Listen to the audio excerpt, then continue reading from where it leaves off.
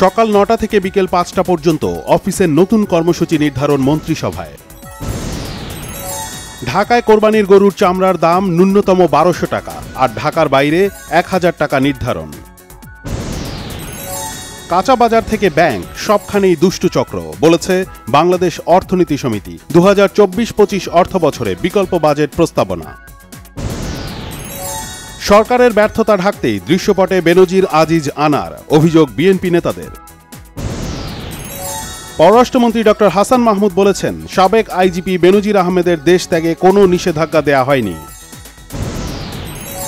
আওয়ামী লীগ সাধারণ সম্পাদক ওবায়দুল কাদের বলেছেন, জামাত সম্পর্কে বিএনপি মহাসচিব মির্জা ফখরুল ইসলাম আলমগীরের বক্তব্য অযৌক্তিক ও দ্বিচারিতাপূর্ণ।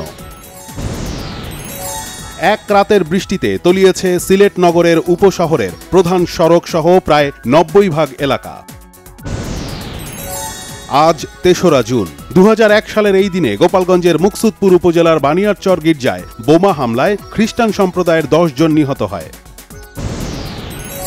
দুর্নীতি দমন কমিশন দুদকের মামলায় রাজুকের সাবেক চেয়ারম্যান হুমায়ুন খাদেমের স্থায়ী জামিন। মেয়ের আত্মহত্যা প্ররোচনা মামলার দৃশ্যমান অগ্রগতি না থাকায় বিচার নিয়ে সংশয়ে জগন্নাথ বিশ্ববিদ্যালয়ের আইন বিভাগের শিক্ষার্থী অবন্তিকার মা তাহমিনা শবনম। মা ও শিশু হত্যার ঘটনায় বগুড়ার শাহজাহানপুর থানায় আজিজুল হক ও তার বাবা হাবিদার রহমানকে আসামি করে মামলা। নেশার টাকা না পেয়ে চট্টগ্রামের পাহাড়তলীতে মাকে কুপিয়ে হত্যা করেছে মাদকাসক্ত ছেলে। পূর্বশত্রুতার জেরে মৌলভীবাজার শহরের চুবরা এলাকায় স্কুল ছাত্র খুন।